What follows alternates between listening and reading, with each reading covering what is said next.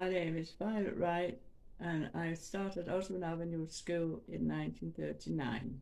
I used to live on Anelay Road when I was younger, and we used to have neighbours called Smith, and they were good neighbours. I know the boy was more the same age as I was. And our mums used to take us out together in a pushchair, and we're all friends together. Yeah, and they went on to be a cycle shop in Doncaster, and so eventually they moved from Anelay Road, and we stayed there. I stayed there until I was 17, or maybe 18, and then I moved into my own house. When I was at home, we had a brother, I had a sister, which was the eldest one. She was the oldest one, and she was 10 years older than me. Then a brother, Bill, he was 5 years older than me, and Alan, he was 3 years older than me, and that was it. That was our family. My dad he was always in the Navy until he come out of the Navy, and he started work, and he worked at Darlington Fencing Company, and he worked there for quite a long time until he died. But he died when he was 60. He just retired from work, and he died, so he didn't have a lot of time at home, but he was always jolly when he come in, because he used to leave work and call and have a pint at the Fairway Hotel, and he always used to come down. We always remember him. He used to come down the back alley, and he always used to be saying, "Where's my baby? Where's my baby?" And I always say, "I'm not your baby." So I used to go and hide in we had a little coal house, and it was just like a square building, and I used to climb in there and hide so he wouldn't come and shout and call me his baby. But he got into a habit of doing that, so I got into a habit of hiding before he come. Yeah, but that was him. He was always all right, but then he used to go to bed and sleep until 4 o'clock, and then get up again and light us all a nice fire to get up warm. So that was that. And then I didn't like school very much, but I managed. We got through quite with A's and maybe a couple of B's, but I did all right at school. But I didn't have a favourite, I suppose. I don't know.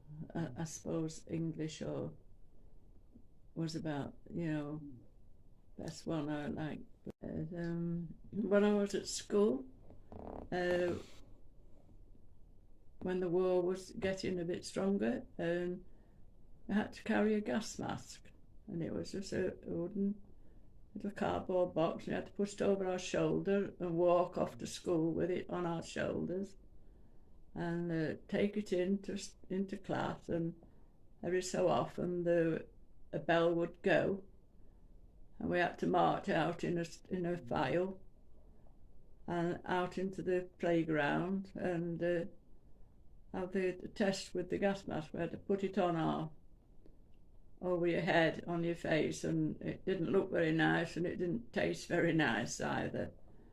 But we all did it, and we all got used to it, so we never had to go without it, and we had to remember to pick it up to take it home.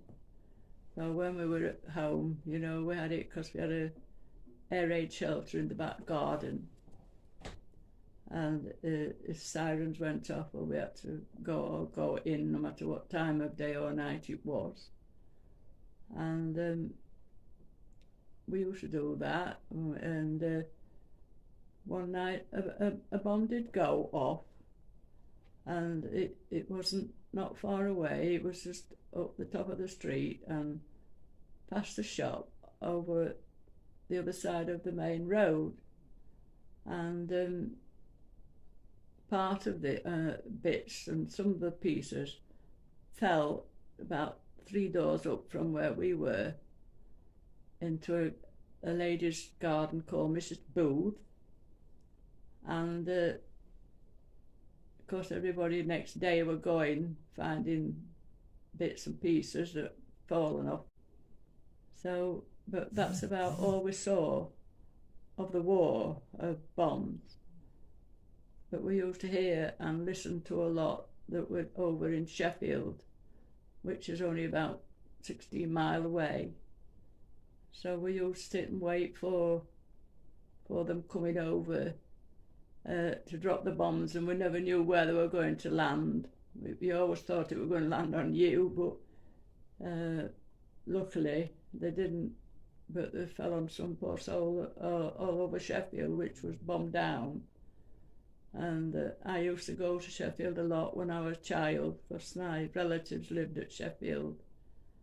And I used to go and stay there for my 6 weeks holiday, so I was thinking about those all the time, you know, hoping they were okay, which they were, yeah. So that's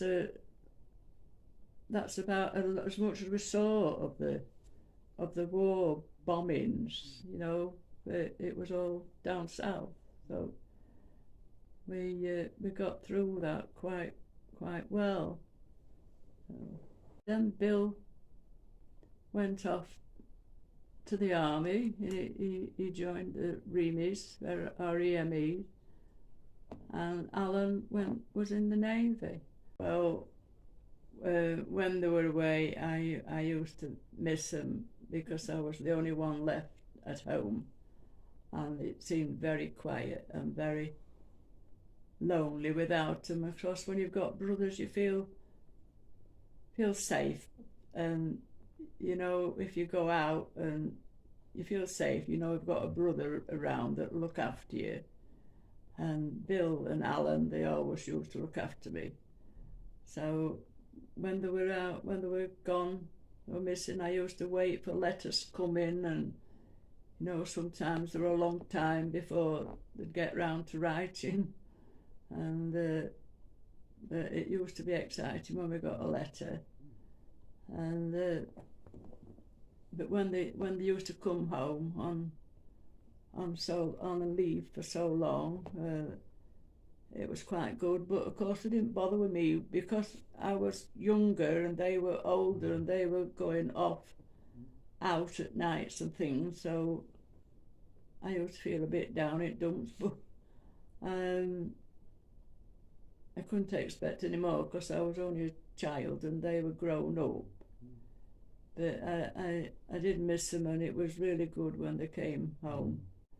And but while they were away, I used to go dancing. I was always dancing. I went to school. I went to had lessons. I had ballet lessons, tap and ballet lessons, at a club place on Balby Bridge. And then when I got older, I went to Buller's dancing school, and I went all through dancing in Buller's dancing school. But then we were always dancing. When they came home on leave, I used to see Bill, not so much Alan, but Bill used to be at the same dance hall as I was, and you know, you don't feel safe. You've got your brother there, and because it was to go on for a bit late at night when big bands came, and really enjoyed it. So, and the Americans were there in the war. There were a lot of Americans. Of course, they were always at the dance hall. So we used to get a lot of dancing done. And one night Joe Loss came and he was playing. They were playing there. So it was really, really entertaining and really enjoyed it. So that was a good part of the war, you know. But then they all went home, and our lads came home and went to work. When I was 14, I left school and I went to work down in Briggs aircraft factory. So I worked there, and not long after Alan came and he got a job there as well, until he left and went to the Navy. But I stayed there for quite a while, until I was 16 or 17 or something. But you used to have to walk a long way, walk up miles up the lane, and there was Italian prisoners of war all up on one side in the fields, you know, and but we had to. I was only 15 then, and we had to walk because we weren't old enough for a bus to come down for the younger workers. They used to come down at 6 o'clock for the older workers. But with those leaving at 5, we had to walk, and it was a long walk. But we used to do it, and we got through the job. I had a friend, and she lived halfway up the hill, so we used to stop at her house and have a break and then go and get the bus home. So that was my working time. We had the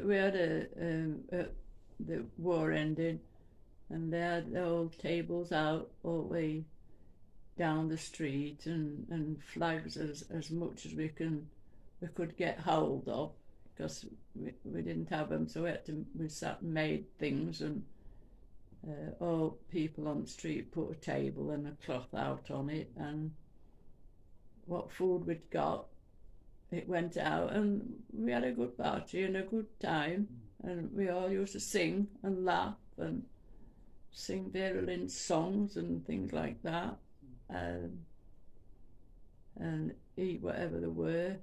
You know, we had a coupon book during the war. You could have only so many coupons and buy so much stuff, and but we managed, and we had a good, well, ladies did, and made it worthwhile, so we all had a good time, yeah, and we celebrated the end of the war. That's it. So it was, it went quite well, yeah. We were all singing and dancing and doing like you do at parties. Sometime, because I got married young, when my husband was going off into the Air Force. So we got married before he went, and I got married again, but quite a bit later on. And I married Mr. Wright. But I knew Mr. Wright well before I knew my husband, so we sort of got back together after growing up a little. And we lived until he died 12 years ago, or maybe 13 now, with time passing on. So I've been on my own there since then. So that's that little story. Yes, that's my life story. If you would like to know more about the Ossie Through the Ages project, then please email me at Tony Armstrong 1959 @outlook.com.